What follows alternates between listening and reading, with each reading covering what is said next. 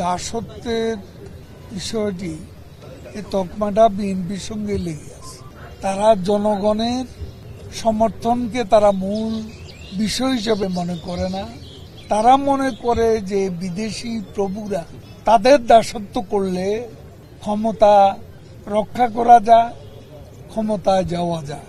বাংলাদেশে বিএনপিকে কোনো গণতান্ত্রিক দল আমি মনে করি। কাজে যারা নিজেদের করে যাদের গণতন্ত্র নেই, তারা দেশে গণতন্ত্র প্রতিষ্ঠা করবে এ আশা করি। তিনি আপাদমস্তক একজন বাঙালি, মাথা চুল থেকে পায়ের নখ পর্যন্ত তিনি একজন পারফেক্ট বাঙালি ছিলেন। এদেশে সাধারণ মানুষের মাঝে যারা রাজনীতিকে নিয়ে গিয়েছিলেন তাদের মধ্যে অন্যতম জাতীয় নেতা শেরে বাংলাকে ফজলুল হক। সাধারণ মানুষকে এই দেশে স্বাধীনতার মন্ত্রে উজ্জীবিত করেছিলেন সর্বকালের সবার সেরা বাঙালি, জাতির পিতা বঙ্গবন্ধু শেখ মুজিবুর রহমান।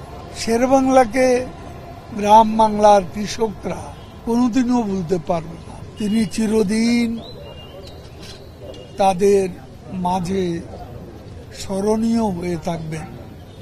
প্রজাস্বত্ব আইন এবং ঋণ সালিসি বোর্ড গঠন করে তিনি সুদখোর মহাজনদের নিপীড়ন অত্যাচার থেকে বাংলার কৃষককুলকে রক্ষা করেছে। সেজন্য তিনি এখনো স্মরণীয় হয়ে আছে। আজকের দিনে আমাদের যে প্রত্যয়, যে অঙ্গীকার, সেটা হচ্ছে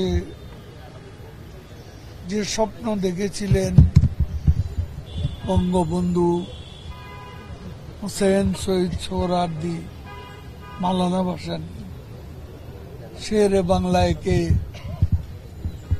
ফজলুল হক অসাম্প্রদায়িক বাংলাদেশ গড়ে।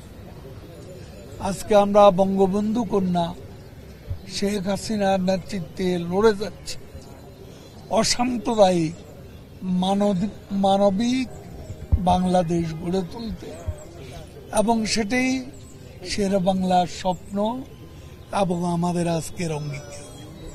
দেখুন, এই দাসত্বের বিষয়টি এই তকমাটা বিএনপির সঙ্গে লেগে আছে।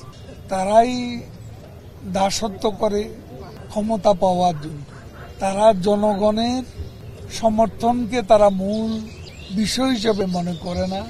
তারা মনে করে যে বিদেশি প্রভুরা তাদের দাসত্ব করলে ক্ষমতা রক্ষা করা যায়, ক্ষমতায় যাওয়া যায়। এখনো তাদের দূরভিসন্ধি হচ্ছে বিদেশি প্রভুদের দাসত্ব করে কিভাবে ক্ষমতা যাওয়া যায়। সেটা বিএনপিকে জিজ্ঞেস করুন, তাদের জিজ্ঞেস করুন। তবে আমি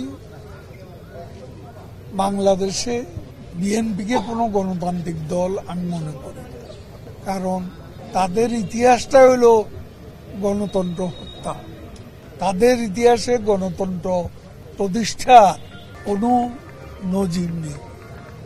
তারা গণতন্ত্রকে হত্যা করেছে, প্রহসনে পরিণত করেছে, এবং গণতান্ত্রিক বিধিবিধান তারা দলের মধ্যেও কোনো দিন মানেনি। আজকে যেই নেতারা বড় বড় কথা বলেন, তারা কবে দলীয় কাউন্সিল করেছে এবং তাদের কোথায় দলীয় কাউন্সিল হয়েছে?